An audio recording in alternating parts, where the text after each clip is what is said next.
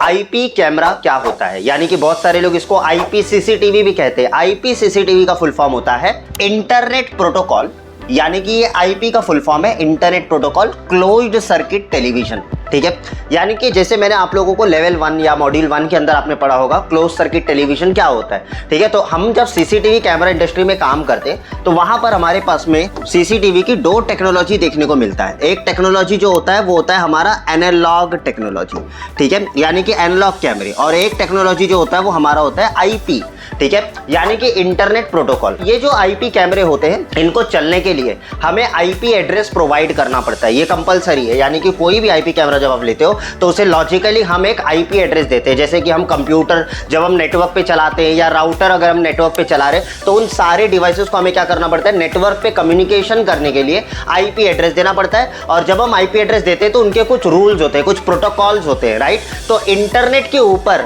या आपके network infrastructure के ऊपर अगर कैमरों को कम्युनिकेट करना है तो वहां पर हमें जो है आईपी एड्रेस प्रोवाइड करना पड़ता है। ठीक है, तो IP internet protocol close circuit television camera is a type of surveillance camera, यानी कि ये क्या है, हमारा एक सर्विलेंस कैमरा। जैसे एनालॉग कैमरे जो थे हमारे, एनालॉग हाई डेफिनेशन वाले जो कैमरे थे वो सारे भी हमारे क्या थे, सर्विलेंस कैमरे थे। तो उसी तरीके से आईपी भी जो है वो हमारा सर्विलेंस कैमरा है।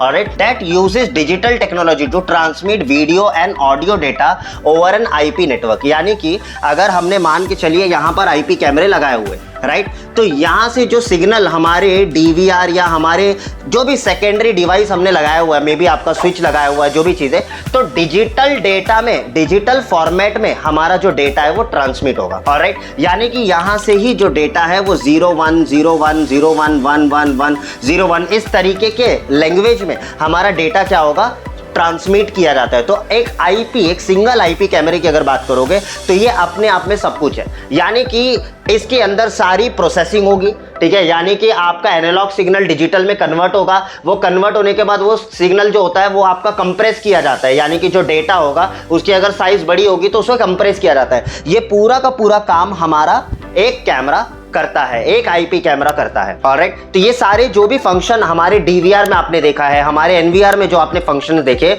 एक आईपी कैमरा अपने आप में वो फंक्शन कर सकता है।